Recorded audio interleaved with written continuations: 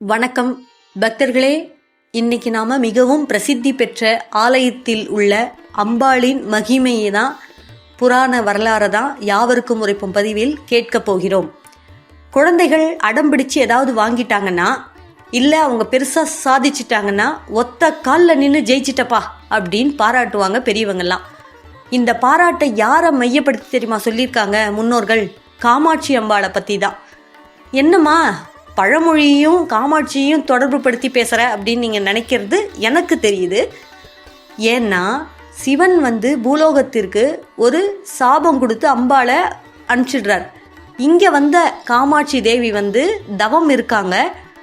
தவம் ரொம்ப நாள் இருந்து பார்க்குறாங்க. அப்பயும் சிவனுடைய தரிசனம் கிடைக்கல.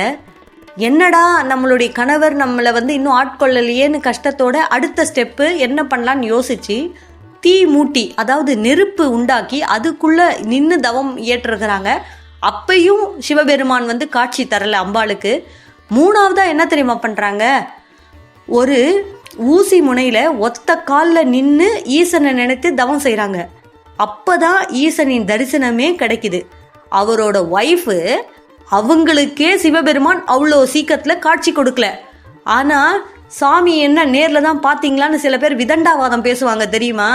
அவங்க கிட்டலாம் நாம் இதெல்லாம் எடுத்து சொன்னாலும் அவங்களுக்குலாம் புரியுமோ புரியாதோ தெரியாது. உங்களுக்காக நான் இதை சொல்கிறேன். அப்படி மனைவிக்கே அவ்வளோ டெஸ்டெல்லாம் வச்சுட்டு தான் காட்சி கொடுத்தார் சிவபெருமான். அப்போது சாதாரண மனுஷனான நாம் எவ்வளவு பக்குவத்தோடு இருக்கணும், எவ்வளோ பக்தியோடு இருக்கணும், எத்தனை காலங்கள் பொறுமையாக இருக்கணும் இல்லையா? இப்போ ஏன் அம்பாள் பூலோகத்துக்கு தவம் ஏற்றுனாங்க? ஏன் ஒத்த காலில் ஊசி முனையில் நின்று சுவாமியை நினச்சி வேண்டினாங்க? அந்த கதையெல்லாம் நம்ம இப்போ விரிவாக தெரிஞ்சுக்கலாம். இந்த உலகம் செயல்படுவது என்பது ஈசனின் பார்வையால தான். அப்படி இருக்கும்போது அந்த சிவபெருமானின் கண்களை ஒரு முறை விளையாட்டா பார்வதி தேவி மூடிடுறாங்க. சுவாமியோட கண்ணை மூடினா என்ன ஆகும்? இந்த பிரபஞ்சமே நின்று போச்சு, எல்லாம் இருண்டு போச்சு. சூரியன் சந்திரன் ஒளிரவே இல்லை. இயற்கை பஞ்சபூதங்கள்லாம் தங்களுடைய வேலை செய்யாமல் அப்படியே ஸ்டாப் ஆயிட்டாங்க. எல்லாமும் அப்படியே நிற்கிது, ஒரு அசைவும் இல்லை. இதனால சிவபெருமானுக்கு மிகுந்த கோபம் வந்துடுது.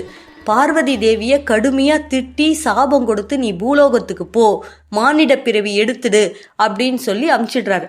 அதனால அம்பாள் எவ்வளவு மன்னிப்பு கேட்டும் சிவபெருமான் மனம் இறங்கலை. கொடுத்தது தான் சாபம். நீ போ, நீ பண்ணது எவ்வளவு பெரிய தப்பு தெரியுமா? விளையாட்டா பண்ண விஷயம் எவ்வளோ பெரிய விபரீதத்துல முடிஞ்சிருக்கு, உனக்கு புரியாதா சக்தி, நீ போ அப்படின்னு சொல்லிடுறாரு. அதனால மனசு வருத்தத்தோடையே மாஞ்சோலைகள் இருந்த இடத்துல தவம் பண்றாங்க அம்பாள். பார்வதி தேவி ஒரு நொடி தானே சிவனின் கண்களை மூடினாங்க. அதுக்கு போய் சிவபெருமான் இவ்வளவு பெரிய தண்டனையை உமாதேவி கொடுத்துட்டாங்களே அப்படின்னு நீங்க நினைக்காதீங்க. நமக்கு சொல்றோம் ஒரு நொடி தானே கண்ணை பொத்தினாங்கன்னு. சுவாமிக்கு ஒரு நொடினா நமக்கு பல வருடங்கள். இப்போ ஃபார் எக்ஸாம்பிள் சொல்கிறேன், நமக்கு ரொட்டீன் லைஃப்பில் லேட்டாக எழுந்துட்டோம், கேஸ் வரல, வண்டி பிரேக் டவுனு, ஆஃபீஸுக்கு லேட்டாக போயிட்டோம் அப்படின்னாவே நாம் டென்ஷன் ஆகிடுறோம் சாதாரண வாழ்க்கையிலேயே. அப்போது இந்த பிரபஞ்சத்தில் நடக்க வேண்டிய விஷயங்கள் எல்லாம் ஆண்டு கணக்கில் நடக்காமல் இருக்குன்னா அப்போ சிவபெருமானுக்கு எவ்வளவு டென்ஷன் ஆவார்? அப்போ அவர் கோவம் வராதா என்ன? பார்வதி, நீ விளையாட்டா பண்ண விஷயம் பூலோகத்துக்கு விபரீதமாக முடிஞ்சு போச்சு, அதனால தான் நான் உன்னை சபிச்சு அனுப்புறேன்னு சொல்லி சபிச்சு அனுப்புறாரு.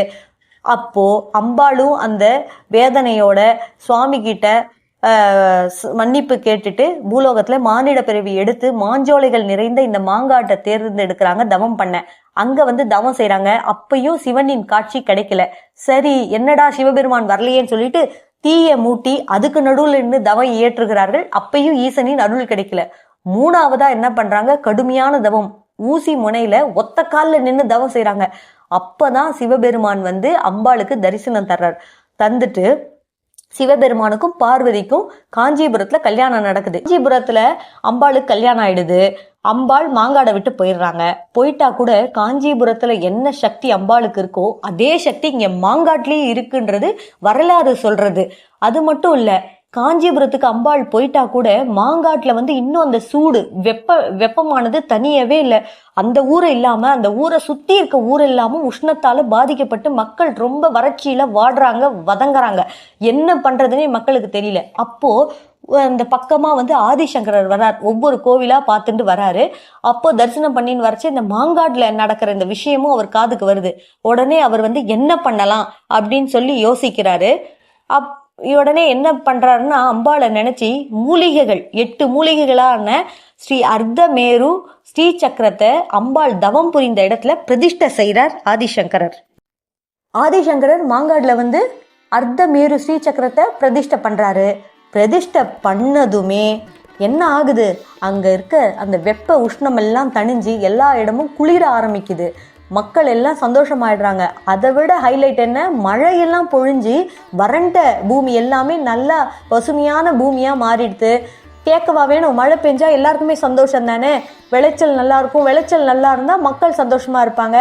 உற்சாகமாக மக்கள்லாம் வாழ ஆரம்பிச்சிட்டாங்க.